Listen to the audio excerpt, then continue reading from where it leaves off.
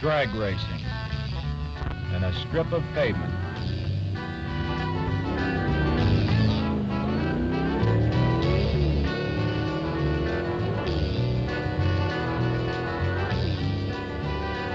Simple, savage, sensational.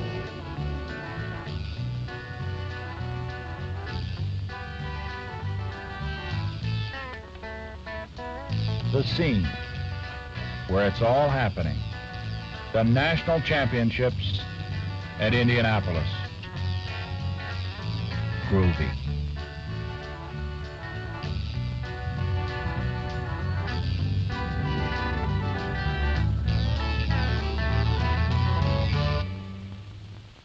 The NHRA National Drags are brought to you by Fram Corporation, maker of the finest in oil, air, and fuel filters.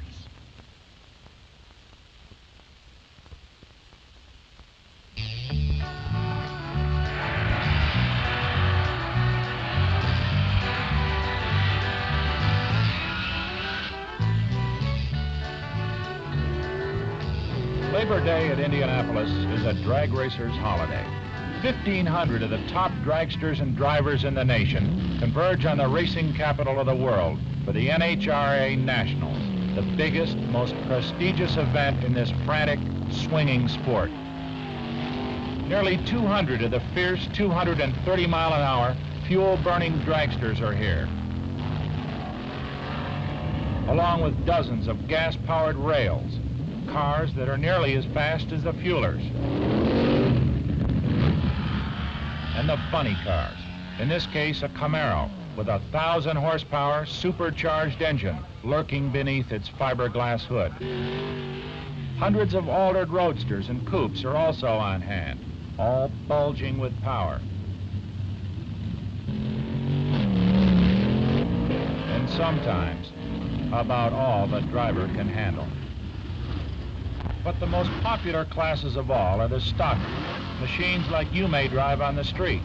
That is, if your car can run the quarter mile in 10 seconds at speeds of 130 miles an hour. The quickest are called super stocks because of the rather liberal modifications allowed to their engines and chassis. And the acknowledged king of the super stock drivers is a cigar-puffing traditional from Pennsylvania named Bill Grumpy Jenkins. He calls the cars Grumpy's toys, but at the rate he drives them, they're far from playthings. Jenkins is the defending Superstock champion at Indy, and that, plus his brilliance both as a driver and engine tuner, makes him a favorite to repeat.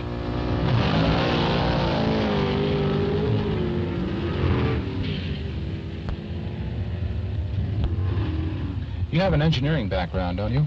Well, I went to Cornell for about 3 years, but I didn't finish and get a degree. But it was in mechanical engineering at that time. Father died, and I was broke, and maybe not the best student there was. Maybe spent too much time fooling around with cars. Have you always been involved in stock car racing? No, as far as drag racing is concerned, I've worked on all kinds of drag race equipment, even fuel dragsters back in 1958, 59. And gotten back into the stock car business because it seemed to fit this part of the country a little bit better, and I built a business around working on stock cars, and sort of used the drag racing at that point in the game as a semi-hobby and a little bit of advertising. Bill, where is the real satisfaction in your particular participation in drag racing, in building and tuning the automobiles, or in actually winning the races? Well, the biggest satisfaction is to get the performance out of the automobiles. Winning the racing is sort of maybe like icing on the cake, but being able to make the cars run is far more satisfying to me. To win the Nationals again, Grumpy must beat the best superstock drivers in the National Hot Rod Association, and among them is a burly Californian named Dick Landy. Dandy Dick Landy, as he's known to his fans. Who specifically are the men that you're worried about? Biggest one is my own competitor or teammate is Sox and Martin Group. And then in the Chevrolet team, it's Bill Jenkins, Grumpy. He's a hard one to beat. Ronnie Sox is the driving partner of the Sox and Martin team, and he too knows where his competition lies. I'd say some of the top drivers are Bill Jenkins, Bill Flynn in the Yankee Peddler, Ed Hedrick, which is another one of Jenkins' cars. All these guys are real good and they're real competitive. Don Grother in the Plymouth is running way below the record, so seems like it's going to be anybody's race, really. A young engineer named Ed Hedrick is teaming with Jenkins in the super stock ranks. He'll drive a Chevy 2, while the boss will handle a Camaro. Backing up a champion is never easy work, but Hedrick looks on his chance to drive for Grumpy as a real opportunity. Ed Hedrick, what is it like to drive for a man like Bill Jenkins? Well, I guess first of all, it's very tough because Bill is very exacting and very demanding. He's what I guess is called a perfectionist. Bill has treated us very well. He's been very lenient with a lot of my mistakes in driving, and we're very happy to drive for him. And at least as far as I'm concerned, I think it was a real big opportunity for me. Although he's one of the most famous drivers in the business, Grumpy and his Camaro are nearly lost in the swirl of racing activity that spreads across the Indianapolis Raceway Park pits. Drag racing is decidedly co-ed. The gals help the crews by polishing, applying decals, and, well, you know, just being there. The first 3 days of the long holiday weekend are devoted to practice and qualifying runs for the elimination. Prize money at Indy totals over $100,000, so there's a certain amount of incentive mixed in with all the fun. Nonetheless, drag racers never take themselves too seriously, and if all else fails, a car might run on the sheer madness of its name alone. He calls himself King Rat, and his rivals know him as Tampa Dan, or simply Big Daddy. He's Don Garlits, the Babe Ruth, Isaac Newton, and P.T. Barnum of drag racing, all rolled into one intense, muscular body. Big Daddy is looking for his third Nationals victory and his second in a row. If any man rivals Garlits, it's Don Prudhomme, a cool Californian who won Indy in 1965. Nicknamed the Snake, Prudhomme is a major threat to Garlits' title hopes. Last year, Brock, as you know, we knew that the car would run faster than we were running it in the time trials, and we were, as the saying in the sport goes, sandbagging. And we didn't want to make a real good run until it was absolutely necessary. Well, this year there'd be no point in trying anything like that because the competition knows what the car is capable of.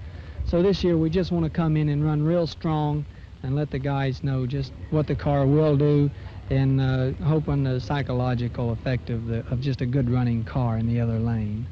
In other words, you plan to just maintain as much pressure on the opposition as you possibly can, but not really to change your tactics as you go on through the event. No, I'll squeeze a tree just as tight as I always do, and I'll have my little tricks in the eliminations lanes and what you'd say to the competition and everything, and lane choices, and these things will always, you know, nothing is really planned far ahead. It's just as we go along and the opportunity presents itself, that's what I'll do.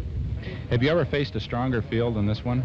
No, this is the toughest. I think this is the toughest field they ever had in drag racing. I think all the cars, by the time they're qualified, will be in the 6-second bracket. Is this racetrack a hard one to drive? No, not actually. It's pretty easy, matter of fact, because the traction is so good. As you know, that the ETs are real low, and they're most all the cars now are in the 6s that are in the 32-car field. So it has to be a pretty good track. When you get into eliminations, do you change your driving style or your tactics based on whom you're going to compete against? Well, somewhat. Actually, I change it on how the engine's running. If the engine is running real strong, I can drive it fairly easy. If it's running a little weak, well, you have to get with it harder. But when I race someone, I go all out all the time, I must say. Do you ever worry about letting up with say one of the lesser-known drivers? No, actually, I try and go a little harder with those because they're out to beat you. when I race Garlits or McEwen or one of the named cars, it's usually a very fair race. When you race a guy that's running a little bit slower, less of a name, you find him out ahead of you sometimes. Garlits and Prudhomme are members of an elite troupe of professional drag racers whose rivalry is as intense as any on earth. And try as they might, the record time at Indy of 6.67 seconds at 231 miles an hour goes to arch competitor Tom McEwen. Another touring professional, Bruce Larson, turns in impressive speeds with his fierce new funny car that becomes an immediate favorite with the crowd.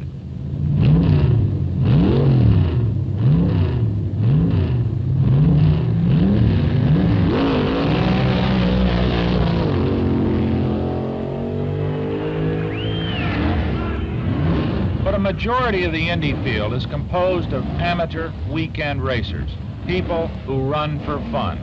Unable to afford AA fuelers or funny cars, they compete in one of the 90 different classes the NHRA has created.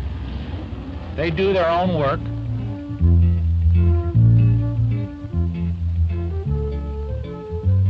some of it none too glamorous, in order to keep their cars in competition.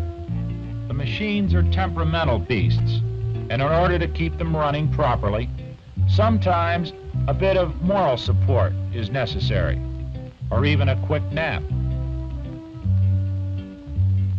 But nobody comes to Indy to rest, and time is running out for the hundreds of cars and drivers who are searching for that extra half second to make the field of 32 finalists in the 7 eliminator categories.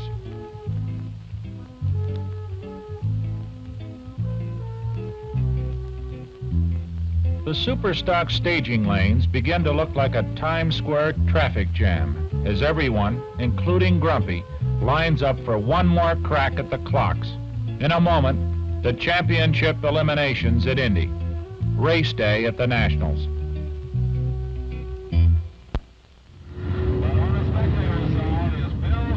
Jenkins with a Superstock C Camaro. When he isn't racing, Bill Grumpy Jenkins is back home in Berwyn, Pennsylvania. As he prepares for the next race, his mind is on those few seconds of victory or defeat, and his hands are on a very expensive automobile. More than a champion driver, he is one of the nation's top automotive engineers. To a man of his reputation, every mechanical detail must be best to work best. He places high priority on clean engine oil for clean engine performance. To answer his own rigid demands, he uses Fram oil filters. He uses Fram because They work on the strip, and they work on the street. they work on the strip, they work on the street. Fram oil filters.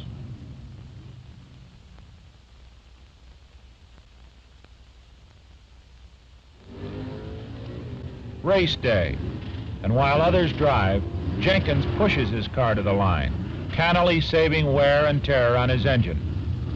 He's made the final eliminations by winning a preliminary runoff the day earlier, and now he's ready to defend his title. He has this to say about driving tactics. The most important skill that you really probably have to put into play is your control over your reactions as far as the starting procedure is concerned, because most of the races between two cars which are equally competitive are won or lost right on the line. Grumpy Jenkins.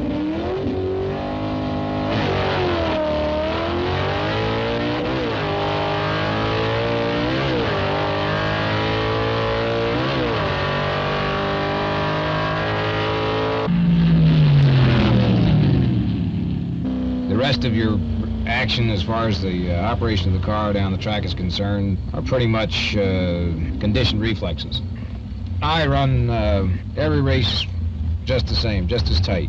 It's pretty difficult to get your timing straightened out to run just as tight as you can, and if you tried to vary it, I think that you'd be in more trouble. You can maybe have two different approaches to a given situation. One where you know you're going to win, or you know that you're not going to have any trouble, at least predictable trouble, and you may back off completely and wait for the green light, or the other approach is the completely uptight approach, and you just do that every time, just as a matter of staying in practice.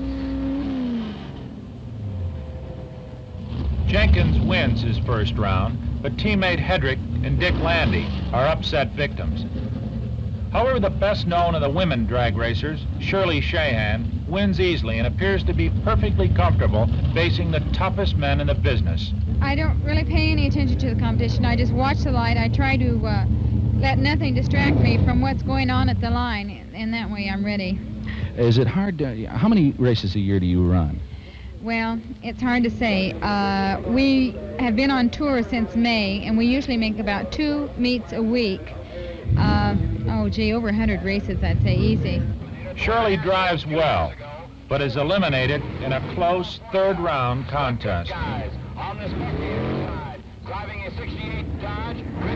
While Shirley races, other pretty girls just watch, paying particular attention to a special Nationals guest as he tries his hand at super stock racing. TV star Dick Smothers, a fine racing driver in his own right, makes an exhibition run and rolls through the quarter mile like a veteran. Skillful driving is only a part of drag racing. It is a game of horsepower, and the driver who has the most is generally a winner. Bill Jenkins had this to say about his power plant. Its advertised original horsepower rating was about 375, and in its present state of tune, it's about 540. What sort of modifications are you permitted to make on the engine in super stock? In super stock category, NHRA, you're allowed to change your intake manifold as long as it resembles the manifold which originally came on the engine, and you can run any kind of camshaft. You're also allowed to completely go through the engine and build it to certain specifications, which may be somewhat more desirable in assembly line specifications. Well, Jenkins' car is ready for its next run. Top Fuel antagonists Benny Osborne and Don Garlits chat before their upcoming duel. Big Daddy has already disposed of Tom McEwen, and with Don Prudhomme a surprise loser, his chances look better by the minute. Steve Carbone is knocking down his opponents like 10 pins. Now he moves into the staging lights for a round against Leroy Goldstein, a promising newcomer from California.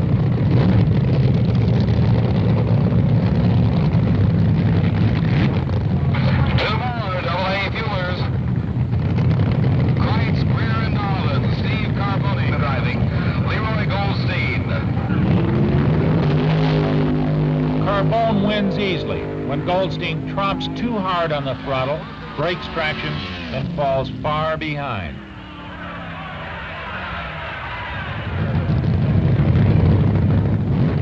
It's Garlits facing reigning world champion Benny Osborne, a man known as the Wizard among the racing fraternity. And here he comes, ladies and gentlemen, Big Daddy Don Garlits. Don Garlits will come to the line on the tower side. He's the bullet here. Benny, the Wizard of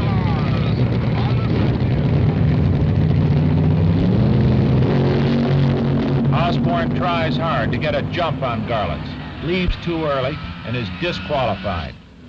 Big Daddy takes an easy win.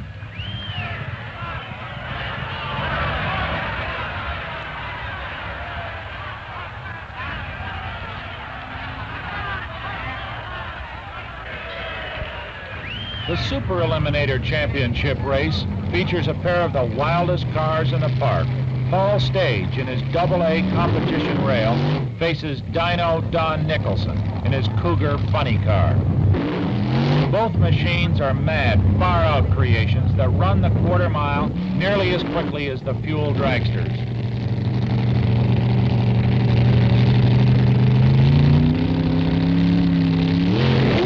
Stage leaps to an early lead, and try as he might, Nicholson can't catch him.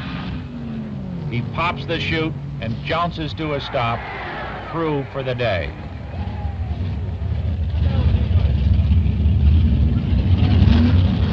It's Grumpy's turn again. He's reached the Superstock semifinal round, and his competition is Arlen Vanke's Barracuda. Pennsylvania's defending national champion, his Superstock C machine from Berwyn, Pennsylvania. Old Grumpy himself in the spectator lane. And his battle lane of former Spring Nationals champion Arlen Vanke out of Akron, Ohio. Grumpy sees the green light, pops the clutch, and roars off. But suddenly he loses traction, and chances for the championship disappear beneath his spinning wheels.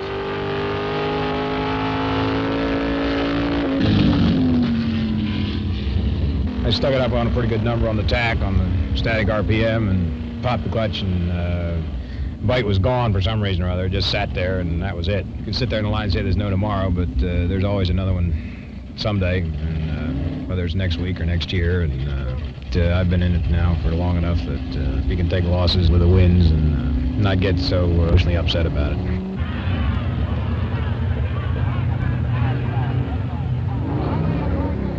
Vanke barely has time to savor his win over Jenkins before he goes to the line for the championship. Facing him is Camaro driver Wally Booth. NHRA rules give the smaller engine Camaro a slight advantage, and Booth is permitted to leave a second early.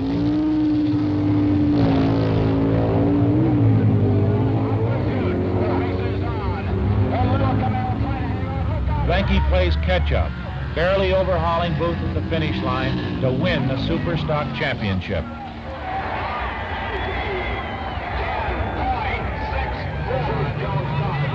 The Top Gas Eliminations, with Walt Rhodes and the Gas House Gang squaring off against Jack Jones. Jones comes to the line as an incredible underdog, having experienced a rash of blown engines and a serious highway crash during practice. The engine in his car is composed of pickup bits and pieces, and theoretically belongs in a junkyard, not a championship dragster.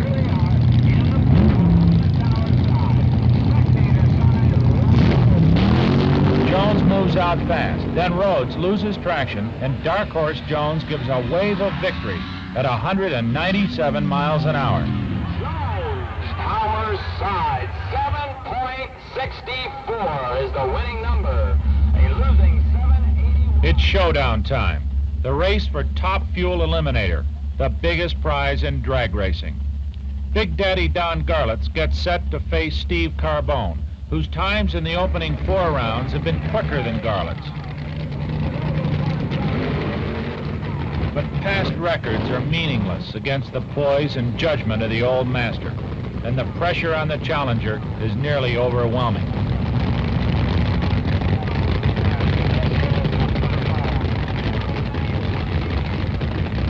And to make matters even more difficult for Carbone, Garlits means business.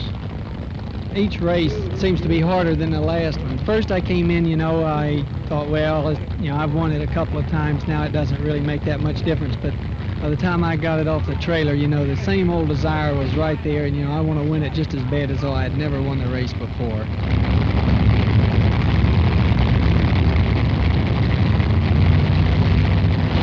Big Daddy times the light perfectly and leaves ahead of Carbone. Seeing Garlits breaking into the lead, Carbone feeds his supercharged engine too much fuel, and his hopes for victory go up in smoke. Garlits wins his 2nd consecutive Nationals title and the 3rd of his long career, something akin to climbing Mount Everest and winning the United States Open in a single afternoon. His legions of fans shout and wave their appreciation. Big Daddy's winning elapsed time is a blistering 6.87 seconds with a speed of 226 miles an hour.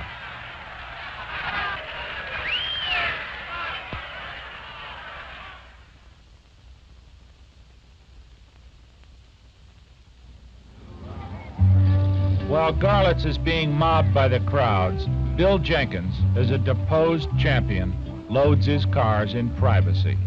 Such is the solitude of a loser. But Grumpy is a professional, and he understands defeat as well as victory. He has lost before and will doubtlessly lose again. But as one of the sharpest competitors in the business, the balance of his races will end in victory. And as for the Nationals, Well, as every racer knows, there'll always be another Indy.